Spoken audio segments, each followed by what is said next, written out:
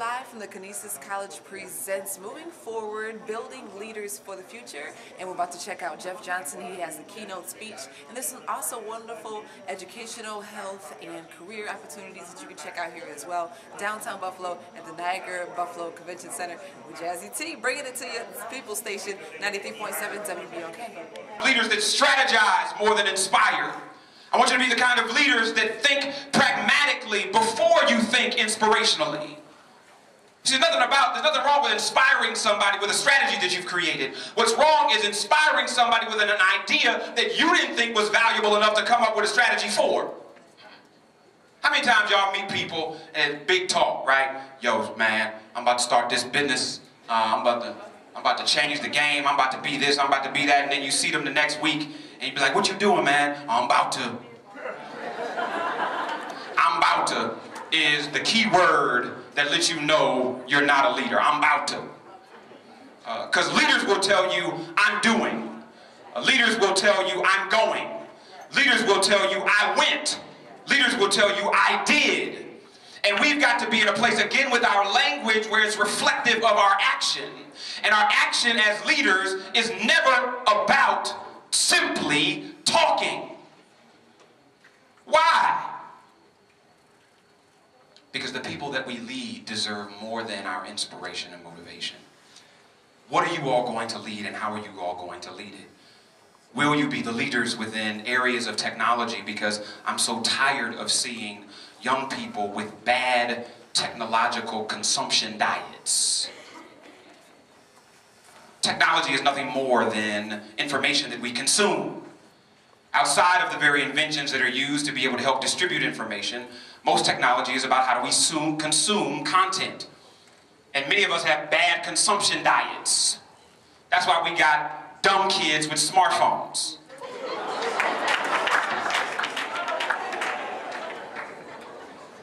I'm confused about how any child doesn't know anything. I have a 13-year-old daughter by the name of Madison who is, without question, the absolute, total, and complete most beautiful thing on earth. Don't tell my sons I said that. Madison has an iPhone. Madison has a MacBook. Madison is not allowed to ask me anything because she knows if she says, "Daddy, is it true that all of the planets that they thought were planets are not still planets?" She already knows it's over. Madison, I need a 5-paragraph report by the end of the week telling me what are the planets that are no longer planets, and are there new planets? Who discovered them? When did they discover them? And what are the implications of those discoveries? So now she's got an attitude. But she's got an attitude because she was lazy. And she was lazy because all she had to do, she didn't have to get up from where she was. Because unless she's doing homework, the phone doesn't leave her hand. And enter into Google the very question that she asked me. Take turns if you want to. And as opposed to coming with me with critical thought saying, "Dad, I saw this, and here's what I'm confused about and concerned about. I saw that this person has said this, but this person said this. But I believe," see, real leaders consume content in a way that it empowers them to be critically thinking. See, there's nothing worse than robots. And technology has made us robots because it's given us access to other people's research that we don't effectively challenge. Because we'll go to a site just bad, like Wikipedia, that's just got questionable information, and be like, "Do you realize that this is real?" And it's like somebody's grandmother who ain't gone nowhere updated the site. You understand what I'm saying? Are you prepared to be critically thinking leaders that are masters of technology and not slaves to it? If you've got the ability to update your Twitter and Facebook page 35 times a day, then you clearly have the understanding to know where scholarships are available for you to go to college. If you've got the mastery to be able to figure out how to be able to post a picture that nobody should see, Some of y'all be posting pictures nobody should see. What's questionable is why you even think. Have you ever looked at somebody's post and be like, I'm confused what made them think that looked good? No, really. No, I'm serious. Have you ever, like, it's always the bathroom shot. The bathroom mirror shot. It's the bathroom mirror shot where I'm trying to show somebody else how nice my butt is. But it's not. And not only is it not, it's inappropriate. So that little whack butt shot is going to be what denies you from getting into the college of your choice when a college admissions officer who is trying to find out, do we select this student over this student, is going to take the one that has posted on their Facebook page something that's consistent with where they want to go, then they out of shape, nasty, naked body. Since y'all are uncomfortable, how many people know somebody that got one of them nasty bathroom shots? Thank you. Be masters of technology in immersing yourself into new directions of creation, whether it's devices that help us spread information or devices that help us within society be able to be more functional, or ensure that you have 5 websites that you go to on a daily basis that feed you information about where you want to go. So if I want to go into science, I need to be on 5 websites daily that feed me to tell me about what's going on within the worlds that I claim I want to be in.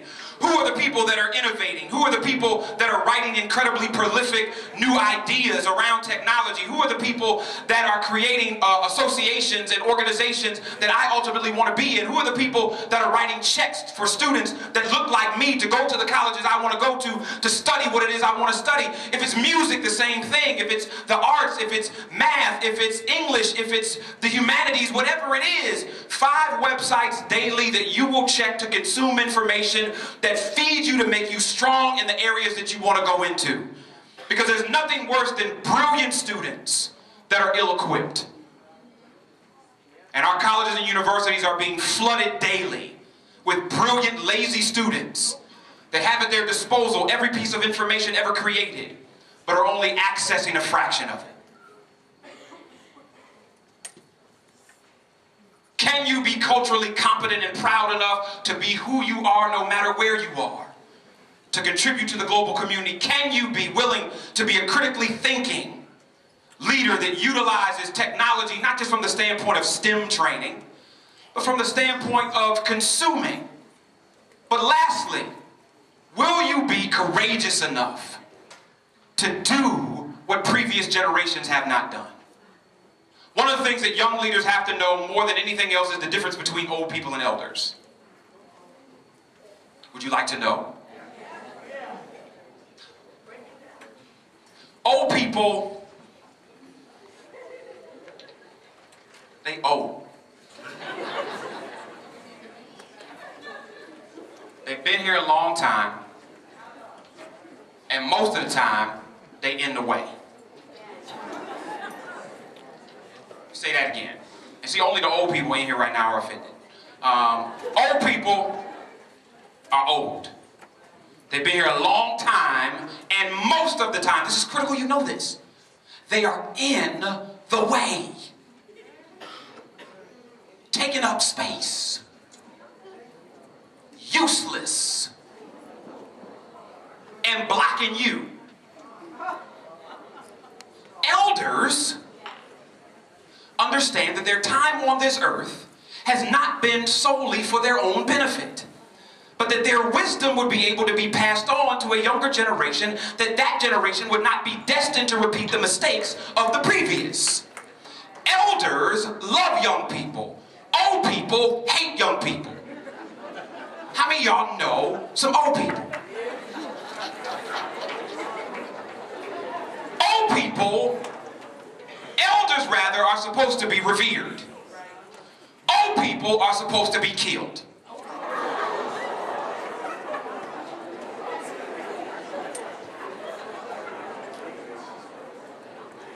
Not literally.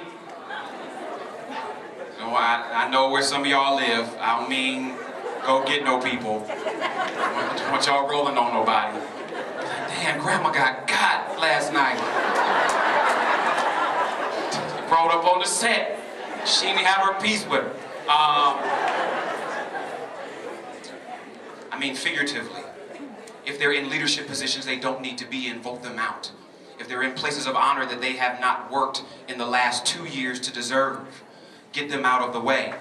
Begin to flex your own leadership call. See, because even the Bible says, and I know that there's a division between church and state, but I don't go to your school. So, even the Bible says, just as a historical reference, not a religious proclamation, that there were two individuals that created the difference and the personification of elder and old people. How many of you all have ever heard of the story of David and Goliath? Right, wonderful. Many of you have, some of you haven't. For those of you that haven't, David was a young guy that rode up on the set and beat this giant. Right? But the story is a little bit more in depth than that. At the time, the children of Israel were on the battlefield preparing to fight their sworn enemies called the Philistines. And the Philistines was big. And they had this big dude named Goliath, who was the OG, roll up on the set and start cursing out the children of Israel. Y'all ain't nothing. Your God ain't nothing. What's up? Pastor, am I right? Then, he didn't do it just for one day. Or two. And then, to make insult to injury, he said, look, all y'all ain't gotta fight. Just bring out one. And if we lose, if I lose to him, our people will bow down to your people forever. Nobody moved. King Saul and the whole army sat back, shaking in their boots. David was in the fields, tending the animals of his dad. His dad was like, look, man, I want you to go check on your brothers, take them a chicken box and an iPad, and roll up on the front lines and make sure they're good. He rolled up on the set, everybody is shaking. He's like, who is this dude? But that's the position that a lot of you all are in. Old people who should be fighting battles for you are punks. And they fail to address when schools aren't doing what they need to. They fail to address when cities don't have the resources to go to young people that are necessary. They fail to speak out about youth violence, making young people who aren't in gangs susceptible to violence that they shouldn't have to be susceptible to. They don't push to be able to fight the battles that they should be fighting and put you in a position where you have to fight. So David was like, look, I ain't scared of this dude. What's up? And the king, you know you a punk when you let somebody else fight for you and then you try to give them your weapons. Like, dude, if your weapons work, you will be out there using them. I don't need your stuff. I got my own stuff. And David was willing to fight and kill Goliath, shifting the anointing that had already been put on him to say that he was already a leader when he was in the field. See, David understood that even if I come from Buffalo, New York, I ain't got to be from Chicago or LA or New York City to be a leader. I can come from Buffalo or anywhere smaller and still kill the giant. But then Saul got scared. He's like, yo, this young cat might take my spot. And began to hate on him to a point where he ultimately got killed, trying to destroy the very leader he should have been mentoring. That's an old person. Moses was an elder. Moses was like, look, this young cat Joshua coming up all this swag. He don't know nothing, but I'm going to teach him. See, because real elders know where they've been. Moses like, son, I done stood on the top suite, and God sent me a text. 10 of them. AT&T messed up my service, my iPhone broke, I got a new one, he sent me 10 more, player. I'm not confused about who I am. I'm not confused about my call. I'm not confused about my life. I am comfortable enough with what I have been given that I can take every young, aggressive young person that I see, protect them and teach them and guide them, that when it's their time to lead, they can. So that when Moses died, the Bible said that then someone was sent to go say, Moses, my servant, is dead. Now Joshua, come and lead the people. The beauty of it was not just that Moses was willing to mentor him. See, real elders know that they are preparing you to go places they'll never go. See, real elders, how many of y'all have ever had an idea and you ask somebody old, be like, that don't make no sense? Right? They don't make no sense because they can't see what you see. See, elders would say, I don't know what that looks like, but I'm going to help you get there. Yeah. That technology you're talking about don't make no sense to me, but baby, what you need? I have no idea the words that are even coming out of your mouth, but it sounds good. How can we make it happen? See, that's what an elder says. But an elder also says, wait a minute, while I may not be able to help you, I know somebody that can. And what I'm going to do is put you in a place where you're surrounded by people that will be able to lift you up further than I can, that you can take our family places that I was never able to go. And so real elders is like Big Mama that didn't never graduate from high school, but she's been saving for you to go to college since before you was born. See, that's a real elder. Not just those who have big titles and positions. And we got to get to a place where we're prepared to move old people and honor elders. But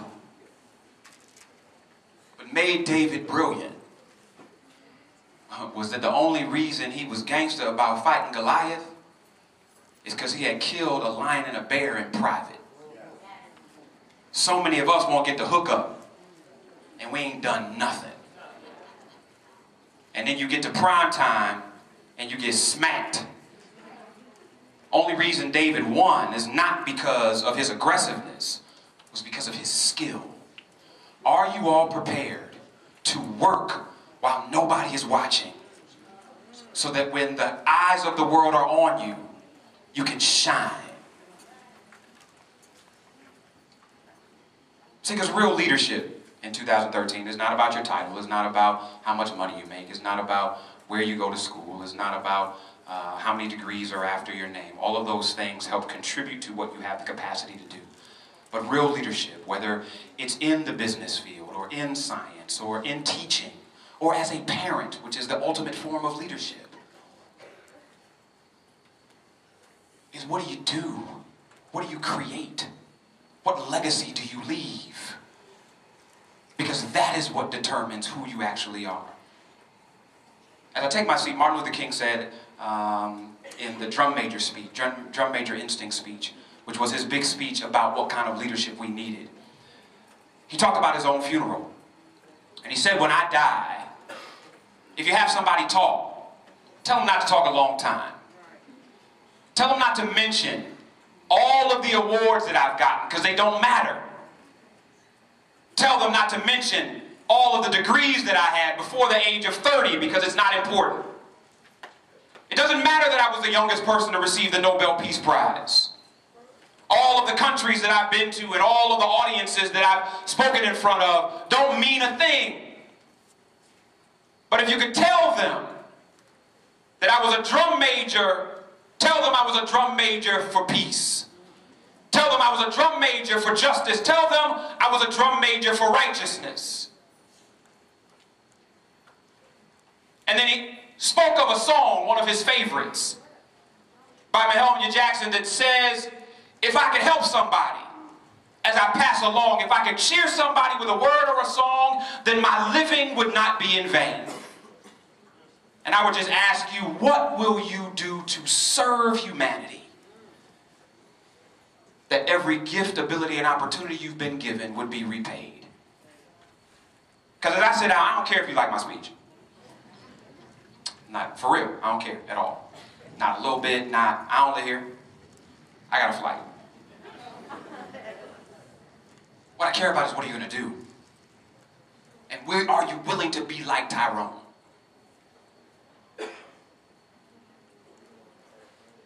Somebody's supposed to say, who's Tyrone? Come on. Tyrone was a little kid from New York City that used to visit his grandmother in Natchez, Mississippi during the summer. And when they're down in Natchez, they would go to the store once a week to get what she needed to cook or to clean.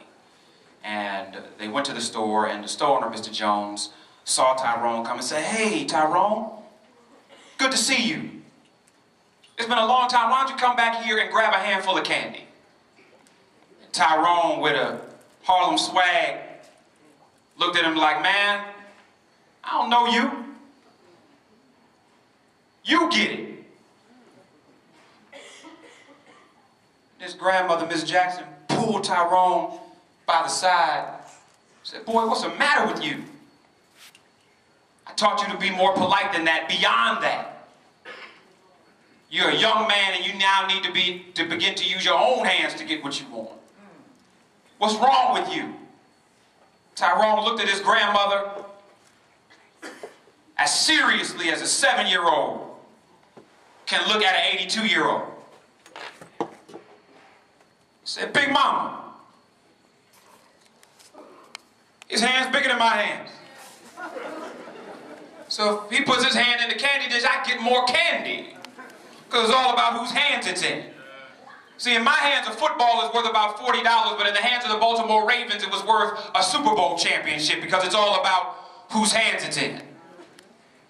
In my hands, a basketball is worth about $45, but in the hands of the Lakers, it ain't going to be worth nothing this season.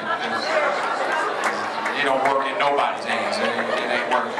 In my hands, a tennis racket is worth about $100, but in the hands of the Williams sisters, it brought every Grand Slam championship to 2 young black girls from Los Angeles because it's all about whose hands it's in. In my hands, a pencil is what I use to write my notes for the weeks, but in the hands of Langston Hughes, it was used to write prose that said, I too am America. I'm the darker brother. They send me to the kitchen when company comes, but I just laugh and eat well and grow strong because one day I'll sit at the table when company comes and they won't dare say anything to me then. Besides, they'll see how beautiful I am and they'll be ashamed. In my hands, a book is what I use to get empowerment, but in the hands of African-American and African leaders like Sheikh Anta Diop and Ivan Van Sertima and W.E.B. Du Bois and Ida B. Wells, it was used to be able to create prose that made black folks proud of who they were, no matter what room they were in, without ever feeling like they had to down anybody else. But the question is, what will you do with your hands? Will you use them to create a brilliant college career? Will you use them to master a field of study, to be able to create what never created before you? Will you use them to touch each other and inspire each other? Will you use them to love and not hate? Will you use them to build new institutions? Or will you sit on them and waste every gift you've been given? Because when it's all said and done, it doesn't matter if you like what I have to say or not. It matters, what will you do with your hands?